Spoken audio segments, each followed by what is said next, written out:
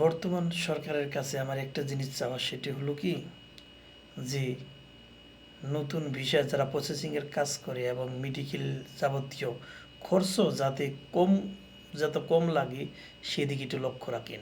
এই যে আমাদের এই পূর্বাস থেকে যত আমিল মঞ্জিল ড্রাইভারি ভিসা যায়, এই যে এতগুলা টাকা একটা ভিসা প্রতি যদি বাংলাদেশে খরচ হয়, তাহলে ওই লোকে একটা ভিসা কিনে একটি পূর্বাসে আসতে গেলে তার কত লক্ষ টাকা লাগে জানেন? নির্মত 4 লক্ষ টাকা খরচ হয় এই আমিল মঞ্জিল আর ড্রাইভিং ভিসা।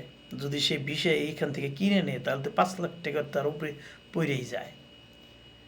আর যদি আপনারা এই সিন্ডিকেটরটা না করেন, যদি সিন্ডিকেটরটা ভেঙে দেন, তাহলে দেখবেন খুব হলে বাংলাদেশ থেকে একটি আমিল মঞ্জিল ভিসায় লোক আসতেই খুব হলে খরচ হবে 1.5 লাখ থেকে 2 লাখ টাকা। ইয়ার উপরে তো কোনো সময় যাওয়ার কথাই না, টিকিট সুদ দেয়।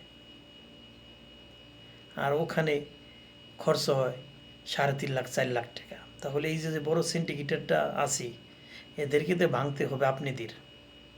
আপনারা সব দিকই উন্নত করলেন, কি করলেন? কোনো কিছু তো করলেন না। এদিকেও করলেন না, ওদিকেও করলেন না। তাহলে মানুষ আপনাদের গুণগান কিভাবে গাবে? একমাত্র যারা পূর্বাসীর কথা বলবে তারাই ঠিক থাকবে। কেন? পূর্বাসীর রেমিটেন্স যারাই করলে বাংলাদেশ এত উন্নত। তাহলে আপনারা তো পূর্বাসীদেরকে ভুলে গেলে চলবো না। পূর্বাসী আপনাদেরকেও তো কোনো সময় ভুলে না, তো আপনারা কেন পূর্বাসীর কথা ভুলে যান?